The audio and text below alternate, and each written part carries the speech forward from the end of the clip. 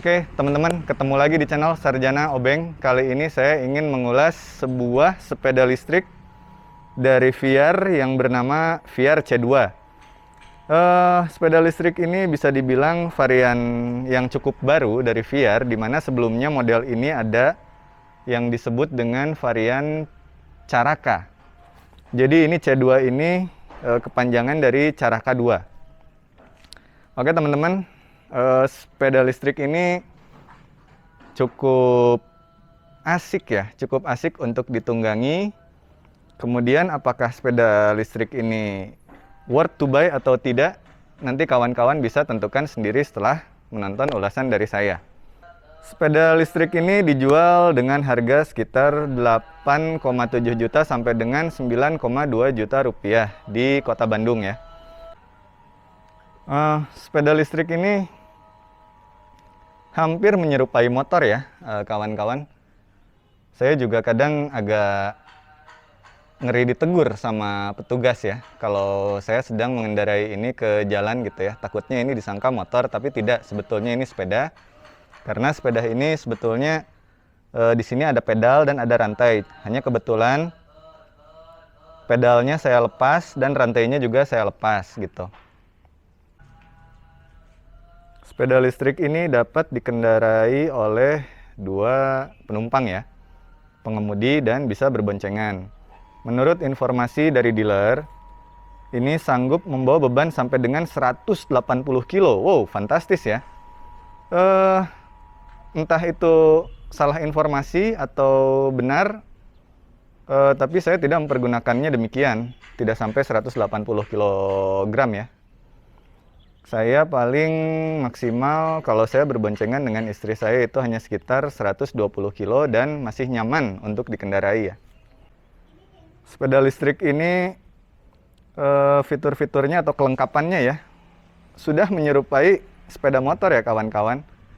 Ada 2 buah spion, kemudian ada lampu sen depan, kemudian ada lampu utama, ada lampu kecil ya, lampu kecil.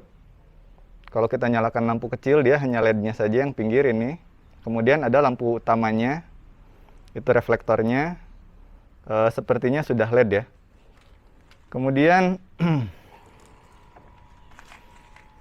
rem depannya cakram, ada mata kucing ya, di kanan dan kirinya. Suspensinya teleskopik. Kemudian untuk yang belakang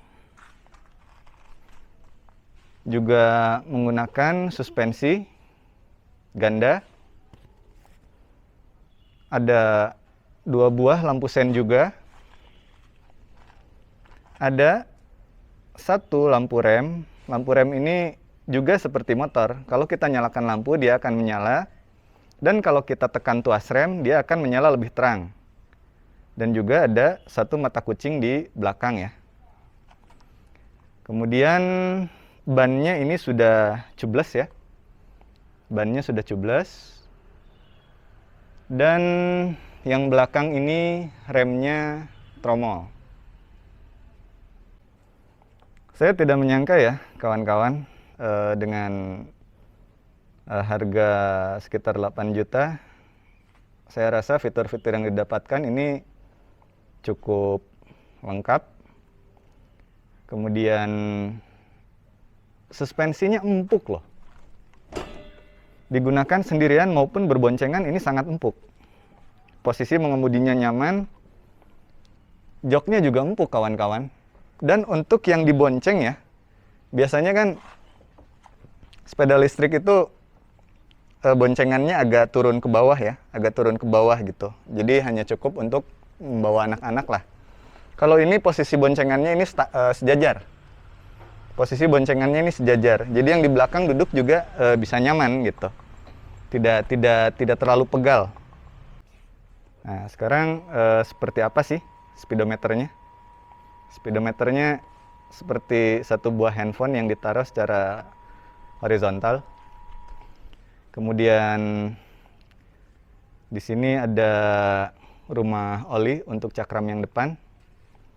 Di sini ada tuas lampu kecil, lampu besar, dan di sini ada tombol P. P di sini maksudnya fungsinya untuk parkir ya, untuk parkir. Nanti akan saya tunjukkan. Kemudian abaikan yang ini ya kawan-kawan, karena yang ini adalah alat tambahan. Mungkin akan saya ulas di video selanjutnya. Nah, kemudian untuk yang sebelah kiri, ini ada sen, ada lampu sen. Ini kalau kita aktifkan, dia akan berbunyi ya. Dan ada klakson. Nah, di sini kuncinya seperti ini. Ada remote-nya. Jadi, sepeda listrik ini bisa dinyalakan melalui kunci atau melalui remote ya. Melalui remote. Di sini juga sudah ada fitur untuk alarm untuk call ya. Kalau kita lupa parkir, kita bisa tekan dan kita bisa menyalakan dari remote juga. Sekarang kita akan coba nyalakan dari remote ya.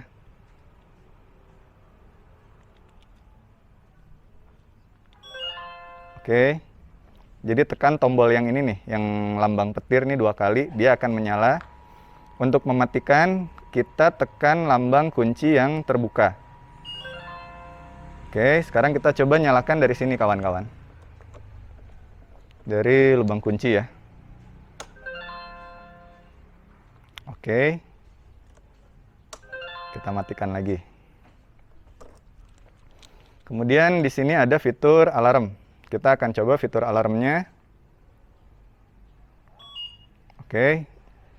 Alarm ini akan berbunyi apabila roda belakang ini bergerak. Kita coba ya.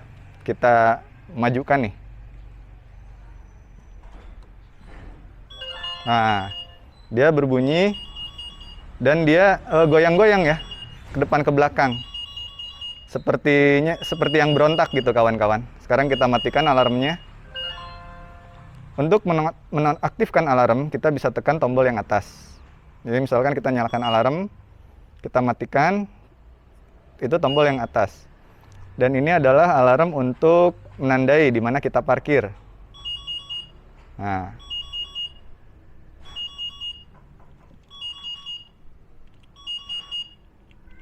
Oke. Sekarang kita akan lihat dashboardnya ya. Maksud saya speedometernya kawan-kawan. Ada welcome-nya. Kemudian ketika baru dinyalakan ini ada informasi odometer. Tadi menunjukkan 150 kilo, artinya sudah saya gunakan sejauh 150 kilo dari pertama saya membeli. Beberapa detik kemudian akan berubah menjadi trip. Nah, ini trip ini akan selalu kembali ke 0 ketika kita mulai menyalakan sepeda listrik ini. Di sini ada indikator baterai, indikatornya cukup besar. Kemudian di sini menunjukkan kecepatan ya. Di sini menunjukkan kecepatan. Saat ini sedang menunjukkan huruf P, artinya dia dalam kondisi parking. Pada saat kondisi parking ini, dia tidak akan mau digas. Untuk menonaktifkan kondisi parking ini, kita bisa kembali tekan tombol P-nya. Ya, ready. Di sini ada tulisan ready berwarna hijau, artinya kalau gas kita tarik, dia akan jalan. Atau cara kedua untuk menonaktifkan kondisi parking adalah dengan menekan lalu melepas tuas rem, mau yang kanan, mau yang kiri itu sama saja. Misalkan seperti ini. Nah, kita tekan tuas rem lalu lepaskan, dia akan aktif ya. Nah, sekarang kita akan coba lampu sennya ya. Nah, ketika lampu sennya menyala, ada bunyi. Tung, tung, tung. Begitu pula yang kanan. Dan kita akan coba klaksonnya. Klaksonnya ini keras sekali kawan-kawan. Nah, itu suara klaksonnya. Nah, sekarang kita coba nyalakan lampu kecilnya ya. Ini lampu kecil. Oke, jadi yang menyala dia hanya sekelilingnya saja. Tapi bawahnya tidak ada. Ini sangat futuristik ya, kawan-kawan. Kemudian kita coba nyalakan lampu utama. Nah, itu lampu utamanya. Dan ini cukup terang, di malam hari cukup terang. Oke, sekarang kita coba lampu remnya. Nah, ini apabila lampu dinyalakan, lampu kecil maupun lampu besar dinyalakan, dia akan menyala. Sekarang coba tekan tuas remnya. Tuas remnya kita coba tekan. Nah, dia menyala lebih terang ya. Gitu. Sepeda listrik ini tidak memiliki transmisi ya kawan-kawan. Jadi motor listriknya ada pada roda belakang. Motor listriknya ada pada roda belakang. Dan motor listrik pada model VRC2 ini itu memiliki daya 500 watt ya. Kekuatannya 500 watt. Kecepatan maksimumnya bisa sampai dengan 35 km per jam. Cukup bertenaga. Untuk kawan-kawan yang baru mencoba sepeda listrik ini, yang baru pertama kali mencoba, pasti akan kaget dengan torsinya. Torsinya ini besar loh kawan-kawan. Apabila kita sentak gasnya, atau kita buka gas agak besar dari posisi diam, kita badan akan sedikit tertarik ke belakang ya. Jadi ini tenaganya cukup besar. Kemudian fitur lainnya, fitur mungkin saya rasa ini termasuk salah satu fitur safety ya kawan-kawan. Fitur safety dari sepeda listrik VR ini. Apabila kita gas,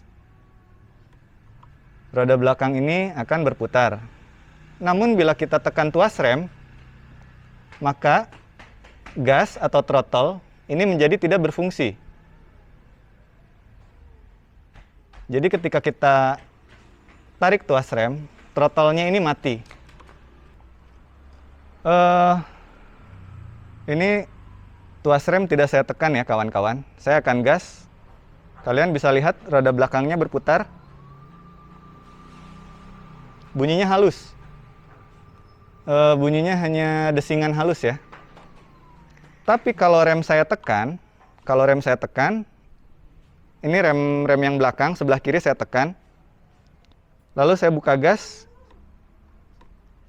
rodanya tidak akan berputar. Jadi koneksi ke throttle atau ke gas ini terputus. Nah, kemudian saya merasa di sini juga ada fitur electronic brake ya kawan-kawan. Jadi misalnya gini, ketika kita melakukan pengereman, tidak hanya rem mekanis saja yang bekerja, tetapi motor listrik ini juga saya rasa memberikan hambatan. Ini mungkin kalau kawan-kawan yang sudah coba akan bisa merasakan pada saat walaupun hanya sedikit menekan tuas rem. Jadi misalkan kita tekan tuas remnya sedikit, remnya belum aktif, tapi ini sudah mulai memberikan hambatan. Ini saya gas, kecepatan penuh. Lalu saya tekan tuas rem sedikit saja, yang depan. Nah, dia memberikan hambatan. Jadi ada semacam engine brakes-nya lah, kawan-kawan. Kemudian kita akan tes top speed-nya dalam kondisi tidak dibebani ya. Kita akan gas penuh. Itu dia ada di 36 km per jam. Kalau dibebani satu penumpang, itu dia bisa sampai 35 km per jam. Berboncengan pun masih bisa 35 km per jam. Namun ketika kondisi baterainya mulai menurun atau melemah, dia top speed-nya juga ikut turun. Oke, teman-teman, sekarang kita akan bahas mengenai baterainya. Baterainya ini ada di dalam sini ya, kawan-kawan. Ada di bawah jok pengemudi. Nah, cara membuka joknya ini cukup unik ya, kawan-kawan. Kita masukkan dulu kuncinya. Ini dalam keadaan off. Dari keadaan off ini, kalau kita putar ke kiri dengan menekan kuncinya, maka dia akan mengunci stang ya. Dia akan mengunci stangnya. Seperti ini. Tapi apabila kita putar tanpa menekannya, seperti ini, Nah, dia akan membuka jok. Nah, ini joknya sudah terbuka. Dan di dalamnya ada satu buah baterai. Baterai ini bukan lithium, dia berjenis graphene lead acid. Jadi seperti aki kering mungkin ya. Seperti aki kering tapi dengan teknologi yang lebih mutakhir ya. Teknologi graphene ini cukup dikenal baru, di mana dengan graphene lead acid ini dengan kapasitas besar yang sama, dengan dimensi besar yang sama, dia bisa memiliki kapasitas mAh yang lebih besar daripada aki konvensional. Dan untuk usia pakainya ini sekitar 600 kali pengecasan ya. 600 kali. Berarti 600 hari. Kita ngecas nggak tiap hari lah ya. Mungkin bisa 2-3 tahun, bahkan 4 tahun ya baterai ini umurnya. Tergantung pemakaian. Dan baterai ini bisa kita lepas. Bisa kita cabut, port pengecasannya ada di sini. Dan apabila parkiran sepeda ini tidak dekat dengan stop kontak, kita bisa cabut saja, kita bisa angkat, lalu kita bisa cas di dalam rumah. Dan di sini juga ada sebuah saklar ya, ada sebuah saklar on off. Apabila kita matikan, maka listrik ke kontak akan terputus. Jadi apabila kita nyalakan baik melalui kunci maupun melalui remote, dia tidak akan menyala. Ini juga bisa kita jadikan sebagai salah satu fitur pengaman kalau sedang parkir ya. Kita matikan saja. Di balik kelebihan dari sepeda listrik VR ini, ada beberapa hal yang kurang saya suka. Yang pertama, footstep-nya. Bawaan pabriknya, footstep-nya ini melipatnya tidak ke depan ya kawan-kawan, tapi asalnya melipat ke belakang. Ini sudah saya tukar. Yang kanan saya tukar dengan yang kiri sehingga melipatnya ke depan. Pada saat melipatnya ke belakang, kalau kita injak dengan kaki, kadang dia suka melipat sendiri ke belakang, jadi kurang nyaman. Maka dari itu saya balik. Dan yang kedua adalah standar duanya ya, standar gandanya ini. Ini agak berat kalau kita mengangkat. Jadi karena mungkin standarnya ini terlalu panjang ya menurut saya kawan-kawan. Jadi ini ketika mengangkat ini agak berat. Selebihnya sih tidak ada lagi kawan-kawan. Mungkin kawan-kawan bisa mengikuti cara ini dengan menukar footstep yang kanan dengan yang kiri. Dan ada beberapa kawan-kawan yang melepas standar gandanya karena sebetulnya dia mentok sini. Maksud saya mentok seperti ini. Gitu. Sebetulnya bisa dibuka full dengan menekan sedikit standarnya ke bawah ya. Cuman alhasil ground clearance-nya jadi turun, jadi lebih rendah. Ini sering nyangkut di polisi tidur ya kawan-kawan. Nah, yang mungkin kawan-kawan penasaran, berapa sih jarak tempuhnya? Jarak tempuh untuk satu kali pengisian baterai penuh. Untuk jarak tempuh ini, dari dealer ini diklaim bisa menempuh 50 km jarak tempuh. Namun saya sudah mencoba ya kawan-kawan. Itu mungkin juga akan bergantung pada kondisi berat pengendara. Selain berat pengendara, juga kondisi cara berkendara kita. Semakin sering kita kebut-kebutan, baterainya akan lebih cepat habis.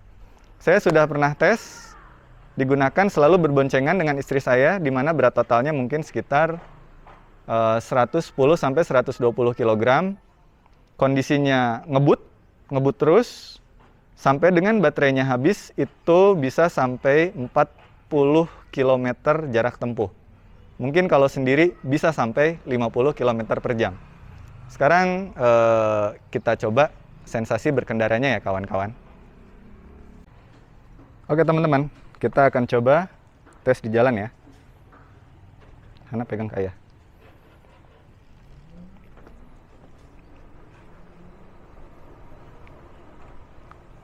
Oke, polisi tidur. Ini empuk sekali ya.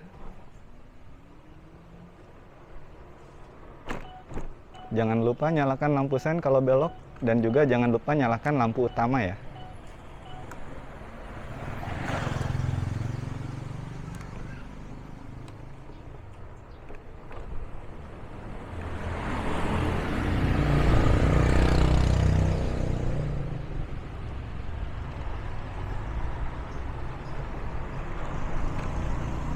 Oke, teman-teman.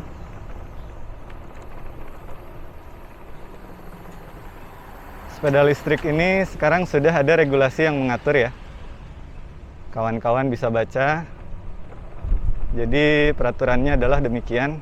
Salah satunya berbicara mengenai kelengkapan yang harus ada.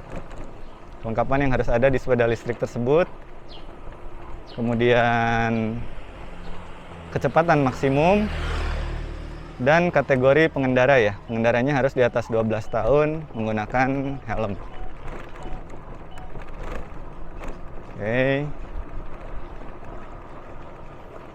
Ini melewati jalan yang kurang bagus tapi masih nyaman ya. Karena suspensinya empuk dan joknya juga empuk.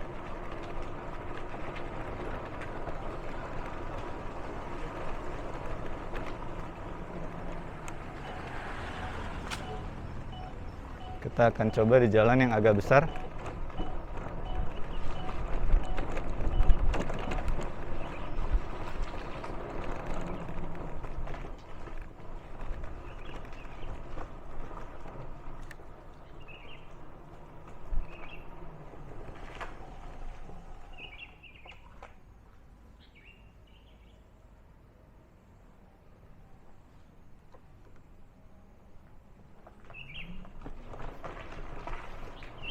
Kalau kita nyalakan lampu, dia speedometernya meredup ya, kawan-kawan. Oh. Speedometernya akan meredup.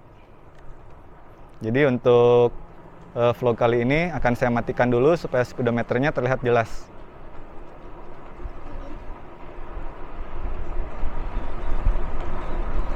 Kita akan coba top speednya.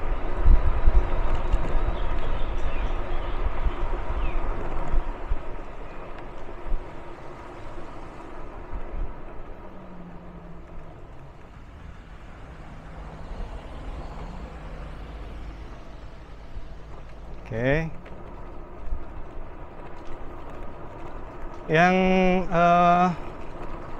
Yang saya suka dari sepeda listrik ini adalah tenaganya ya kawan-kawan.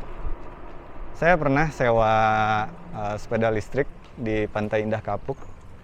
Tapi modelnya bukan yang seperti ini. Modelnya kurang lebih yang seperti saya tunjukkan di gambar. Tidak ada suspensinya. Kecepatan maksimumnya sekitar 20 km per jam. Itu tidak senyaman ini kawan-kawan. Kalau ini luar biasa, ini nyaman. Nyaman dan mengendarai sepeda listrik ini lebih mengasihkan daripada mengendarai sepeda motor ya kawan-kawan. Ada gimana ya, sensasi tersendiri gitu. Mungkin yang pertama karena bobotnya yang ringan. Kedua, karena tidak ada suara. Dan yang ketiga, karena riding positionnya ya, rendah. Riding positionnya ini rendah sekali, kawan-kawan. Jadi, menyenangkan.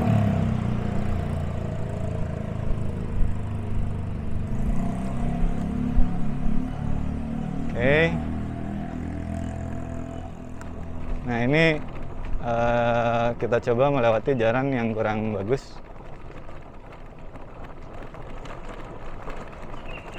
Dia masih nyaman. Dan kalau sepeda-sepeda yang pernah saya sewa itu, kalau melewati jalan yang kurang bagus dia berisik ya kawan-kawan, karena mungkin tidak ada suspensi. Dan itu tidak nyaman untuk yang dibonceng. Apabila yang diboncengnya orang dewasa. Nah, kawan-kawan bisa lihat ya, sistem suspensinya bekerja empuk sekali. Saya bobot 54 kg. Mungkin kalau kawan-kawan punya bobot di atas saya, ini akan lebih nyaman lagi untuk dikendarai karena suspensinya lebih bekerja ya kawan-kawan. Kalau dipakai boncengan ini enak.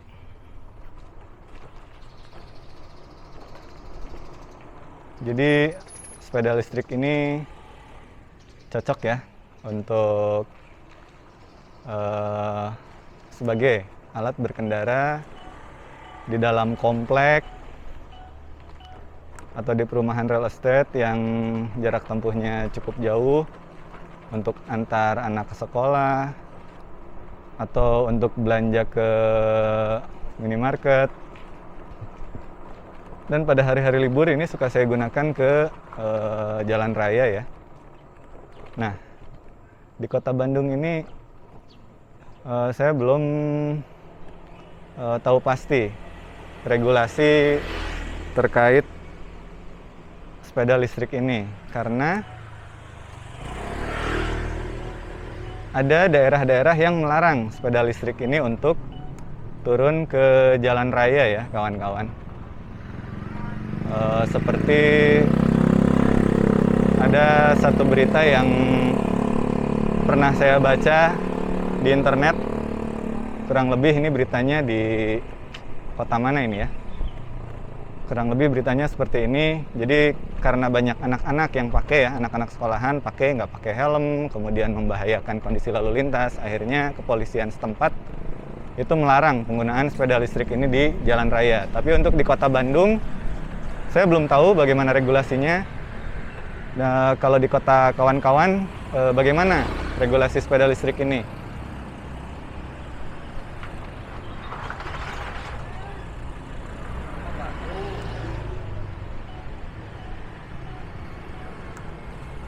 Kalau ketemu persimpangan jalan atau belokan, jangan lupa nyalakan klakson. Kemana? Oh, jangan lupa nyalakan ini ya. Jangan lupa nyalakan klakson. Karena ini tidak ada suaranya kawan-kawan. Jadi klakson itu sebagai penanda bahwa kita akan melintas. Oke teman-teman, sekian saja ulasan saya mengenai sepeda listrik VRC2 ini. Semoga informasinya bermanfaat. Layak atau tidaknya untuk dibeli, silakan kawan-kawan tentukan sendiri. Sampai ketemu lagi di channel Sarjana Obeng selanjutnya.